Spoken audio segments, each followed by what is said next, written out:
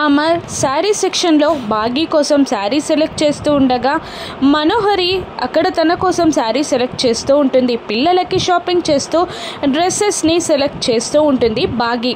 ఇక shopping mall ముందు నిలబడిన సరస్వతి ఇంత దూరం వచ్చి మనోహరి చిత్రాల గురించి భయపడి బాగీకి నిజం చెప్పకపోతే ఎలాగైనా ఈరోజు భాగమతికి నిజం చెప్పి తీరాలి అని భయపడుతూనే షాపింగ్ మాల్లోకి ఎంటర్ అవుతుంది. తలా ఒక చోటు ఉంటారు.